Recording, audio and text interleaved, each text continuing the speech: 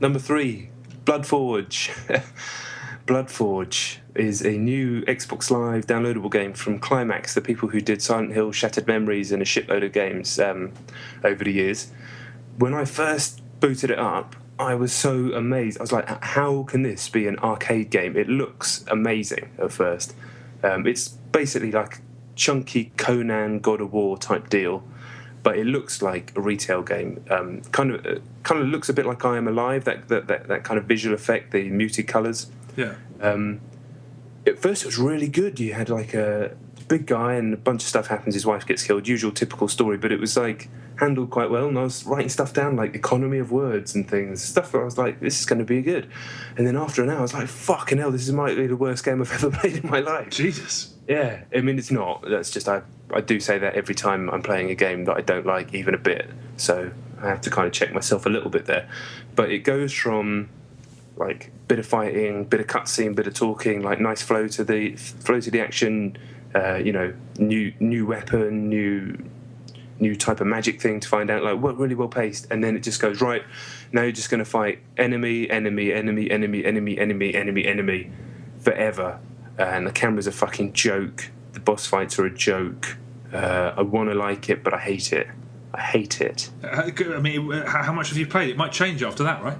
I've been reading reviews, and it only gets worse, apparently. I'm certainly agreeing with that. I've played maybe 3 hours.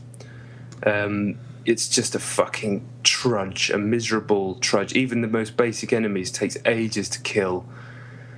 There's no AI. The combat's just button mashing. There's some combos in there, but you can't see what you're doing because the camera's so bad. And yeah, it's just horrible.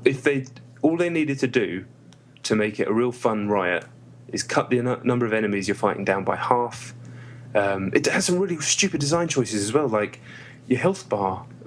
I was on this boss just before I did the podcast, a really fucking hard, stupid shit boss, like a game from the PlayStation 1 era, and every time you respawn, you have like a quarter of your health bar, and there's no other saves or anything. You can't go back to a previous save or anything. You'd have to restart the entire level or just battle through. And I managed to find an exploit where I could run around the edge of the arena and shoot them with my crossbow, and it took me about 20 minutes.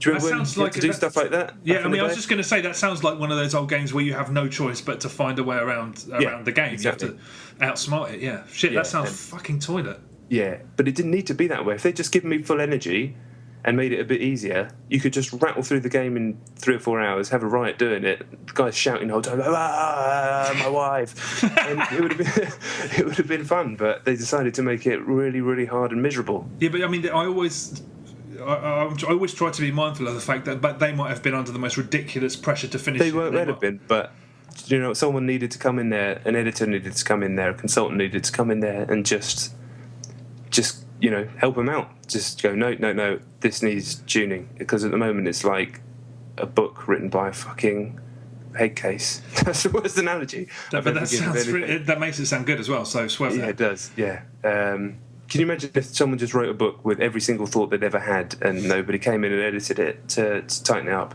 That's kind of what it's like. That sounds, I understand what you mean. That sounds shit. But if that book was Conan, because they've just ripped off Conan.